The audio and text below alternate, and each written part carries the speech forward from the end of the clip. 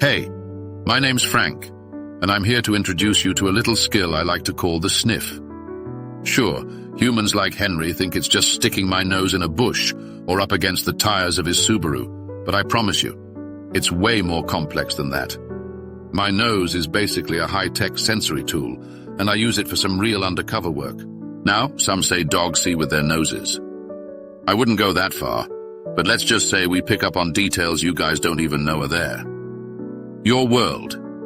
Kind of like a two-dimensional painting compared to our 3D olfactory masterpiece. I mean, humans are all proud of their vision, right? But in my world, the real info isn't in what you see. It's in what you sniff. And boy, do I sniff. First off, let's clear something up. If you see me out there, nose to the ground, I'm not just looking for leftovers. I'm basically conducting a full-on investigation. A single sniff can tell me who's been around, what kind of mood they're in, what they ate for breakfast, and even if they're planning to make a return trip to the area. Imagine if humans could do that. Talk about a game changer at parties. But do humans have this super skill? Nope. I mean, I watch Henry struggle to figure out if his milk's gone bad without sticking his face right in the carton. Meanwhile, I can detect a whiff of bacon from 3 blocks away. And before you think that's just my bulldog hunger talking, let's remember I can also smell stuff like rain before it starts. And Henry? Well, he's usually scrambling to grab an umbrella when it's already pouring. So, here's the science of it, for those of you curious types. My nose has something like 300 million smell receptors. That's right, 300 million. How many does Henry have? 5 to 6 million. Sad, right? And these aren't just sitting around collecting dust. No, they're hard at work, decoding every single scent molecule that comes my way. And each one tells me a story. You might be asking, what can you really tell with all this sniffing? Well, let's start with the basics. Scents, to me, are like footprints in time. Every scent I catch has a history and an intent behind it. The other day, we're walking down 5th Avenue, and I catch a whiff of another dog who'd been by. From that one sniff, I knew he was a terrier mix with a nervous habit, probably new to the neighborhood, poor guy, and that he'd been munching on some street food from the vendor by Henry's office. I could even tell he was itching from allergies. Pollen's a real pest this season. But here's where it gets cool. I can even get a whiff of future intentions. Yes, you heard me right. Say I'm sniffing a spot, and I catch an intense scent. That's my word for it. It's like a trace of a scent that tells me this other dog plans on coming back to the same spot. Kind of like their way of marking a mental map. I sniff it, and I know, all right, someone's going to be back here soon. Maybe it's time I leave a message of my own. It's like a form of social media for dogs. Sniff book, if you will. Henry? He thinks I'm wasting time tugging on the leash, rolling his eyes like, come on, Frank, move along. But I'm just getting the news, buddy. Imagine if he could check his social media in one inhale. Wouldn't he be scrolling all day? Living with Henry means I get to run my nose on high alert from morning to night. Honestly, the apartment is a sensory paradise, or disaster depending on your perspective. Take breakfast, for example. I smell Henry's cereal and milk as soon as he pours it, and it hits me. The milk is slightly sour, but do you think he notices? Not a chance. He's there with his nose practically in the bowl, happily chomping away. Sometimes, I think he wouldn't survive a day without me sniffing out the hazards. Then there's the mystery of the missing sock. This is a classic Henry situation. He's running late, tearing the place apart for his lucky work sock. Now, most people would have given up, but not me. One sniff of his closet, a quick whiff near the couch, and boom, I found it behind the laundry basket. What can I say? For me, every item in this apartment has a scent signature, kind of like a barcode. Each one tells a story, and each story leaves a trace that I can follow like a breadcrumb trail. It's pretty impressive, if I say so myself. If only he'd let me do his taxes. Now I know what you're thinking. Frank, surely you have better things to sniff than an old sock. Well, sure. But the truth is, sniffing is my way of making sense of the world. Where Henry sees the chaos of his belongings tossed everywhere, I see order. There's an old smell here, a new smell there, a trace of last night's dinner, and a hint of his aftershave mixed in. To me, it's a comforting, rich tapestry of his life, and every sniff makes me feel more at home. All right, so the apartment's cool and all, but nothing beats the great outdoors. Walking with Henry through Brooklyn is a daily adventure. I know every tree, every lamppost, every corner we pass, and trust me, they all have stories to tell. The trees along the sidewalks? Each one is a message board. Other dogs leave their posts, and I catch up on the local gossip. Did you hear the golden retriever on 7th Avenue is moving? Somebody new in town, a beagle with a big attitude problem. This might sound like small talk, but to me, it's like reading the morning newspaper. I'm just keeping myself informed. Knowledge is power, after all. Plus, there's always a surprise around every corner. One time, Henry and I were out and I caught this smell, strong and strange. At first, I thought it was one of those spicy street foods, but as we got closer, I realized it was something else entirely. It was a skunk, a live one right there in Brooklyn. Now, Henry couldn't smell it, not until it was practically on top of us, but by that time, I'd already yanked us in the opposite direction. He thought I was being a pain, of course, but I saved us both from a reeking disaster. You're welcome, Henry. And don't even get me started on the pigeons. They leave little scent trails too, but they're too quick for me to catch. They flap and squawk like they own the place, but I know the truth. They're basically just squirrels with wings. Henry's a good guy. He works hard, comes home every evening and tries his best to understand me, even if he doesn't always get it. But here's the thing. His scent tells me so much more about him than he probably realizes. His work shirt? A mix of office smells, paper, ink, a faint smell of coffee, and that little hint of stress sweat he gets around 3 in the afternoon. The guy works in insurance, after all. His job sounds boring to me, but to each their own. Sometimes he goes out after work, comes back with a different scent, maybe a trace of a bar or a hint of perfume. Yeah, I can smell that too. No, I don't get jealous.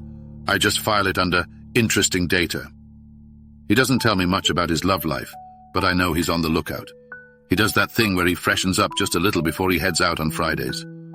Maybe it's a date. Maybe it's not. Either way, I just hope she's a dog person. One time he came back smelling of a particular brand of perfume that was very floral, mixed with the scent of a cat. A cat. I couldn't believe it. I sniffed him for a full 5 minutes, dissecting every note, until he laughed and told me, "Relax, Frank. I'm not switching teams." Phew, that was a close one. Now don't get me wrong, smell is my superpower, but it's also my way of staying connected to Henry. When he's gone, I like to bury my nose in his favorite hoodie or sleep on his pillow. The scent reminds me of him, and I feel calm, like he's right there with me. And when he comes home, I'm waiting at the door, ready to take in all the new scents he's brought back. It's our little ritual. To Henry, my sniffing is just something dogs do, but to me it's a way of understanding, of experiencing life. It's how I keep us safe, how I entertain myself, and how I show him I care. So the next time he laughs at me for sniffing something random, I just give him that knowing look, the one that says, "Oh, Henry, if only you knew what you're missing." Henry says I've got a nose for trouble. Well, he's not entirely wrong. My talent for sniffing out hidden treats is pretty much legendary. Take Halloween, for example. Henry thought he could stash all the candy in the highest cabinet in the kitchen, but the second he left for work, I was on the case. One whiff, and I had that whole cabinet mapped out in my mind. I knew the location, type, and brand of each candy bar. Of course, Henry didn't let me have any. Something about chocolate being dangerous for dogs. But that doesn't stop me from sniffing them out every single year, hoping he'll finally cave. Then there's the kitchen trash. For Henry, it's just a smelly bin of leftovers he doesn't think twice about. But to me, it's a treasure trove of scents, each one more fascinating than the last. I mean, that stale pizza crust. Delicious. The half-eaten burger. A masterpiece. Once, I managed to get the lid open, and let's just say I was in dog heaven. Of course, Henry wasn't thrilled when he came home, but hey, if he'd had my nose, he'd understand. What Henry doesn't realize is that my nose is built for this kind of work. The moment he opens the fridge, I'm there, analyzing every scent. Each leftover has a unique smell that tells me all I need to know about what he's been up to. It's like I'm a detective, piecing together the case of what Henry had for dinner. All right, so why do we dogs sniff everything from hydrants to humans? It's not just because we can. It's because that's how we process the world. Think of your nose as a tiny portal into a fraction of reality, while mine is a direct gateway to all the dimensions of smell around me. It's how I form memories, understand relationships, and even identify myself. You see, dogs have something humans lack. A little feature called the Jacobson's organ, or the vomeronasal organ, if you want to get fancy about it. This organ helps me pick up on pheromones and other scent markers that aren't detectable by humans. It's like having a superpower that allows me to read emotions, sense intentions, and recognize other animals and humans without even meeting them face to face. Sometimes, when Henry and I walk past another dog, I can tell right away if he's friendly or not, just from the pheromones he's left behind. It's kind of like a mood indicator for me. And if you've ever seen me pull my lips back while I sniff, well, that's me activating my Jacobson's organ. It might look silly, but it's pure science at work, my friends. One thing I've noticed over the years is that each season has its own unique scent. Spring smells fresh, like newly cut grass and blooming flowers. Summer has that hot, dusty scent, mixed with grilled food from neighborhood cookouts. Side note, the number of hot dogs that go unshared in this city is an absolute crime. Fall is my favorite. It smells like crunchy leaves, bonfires, and pumpkin spice everything. Yeah, even I can smell that. And winter? Well, winter smells cold. It's hard to explain, but if you know, you know. Each season brings a different cast of characters to our walks too. In spring, we're dealing with all sorts of pollen, which, let me tell you, isn't exactly a pleasure for a dog with my kind of nose. Henry laughs at me when I sneeze, but if he had to sniff up all the pollen I do, he'd be sneezing too. Summer is all about the barbecues, which means I'm on high alert for stray burger scraps. Fall is heaven, with all the rich, earthy scents from the leaves and soil. And in winter, it's a quieter kind of smell, clean and crisp. Every season has its own rhythm, and I like to think my nose is tuned to each one. Okay, let's get real here. Not every smell is a pleasure. There are the unmentionables, the dog equivalent of horror movies. Take the vet's office, for example. The moment I walk through those doors, my nose is bombarded with the scent of disinfectant mixed with fear. It's unmistakable. Every dog who's been in there leaves a little bit of their nervous energy behind, and I can pick it up immediately. Henry doesn't get it. He thinks I'm just being dramatic when I plant my paws firmly on the ground outside the vet's door, refusing to go in. But if he could smell what I smell in there, he'd probably turn around too. It's not that I don't like the people there. They're fine. But the whole place smells like anxiety, and I'm not a fan. And then there are other, shall we say, nature smells. Sure, some dogs love the smell of skunks, garbage, and bathroom spots. But me? I'm a bit more refined. I'd much rather sniff a nice grilled chicken or Henry's cologne over a random trash can any day. As I sit here writing my story, mentally of course, Henry's the one with thumbs, I can't help but wonder what the future holds for a bulldog with a nose like mine. Maybe one day they'll finally invent a way for humans to understand what we smell. Imagine Henry's face if he could experience the world the way I do. He'd probably be overwhelmed at first.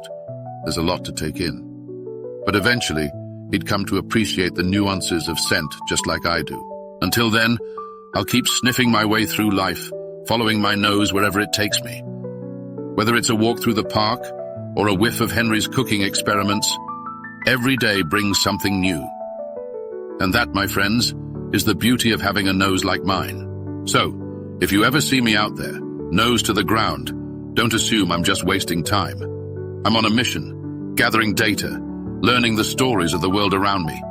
To you, it might look like I'm just sniffing a tree, but to me, it's a full-blown investigation, a sensory adventure, and maybe, just maybe, the key to understanding life itself.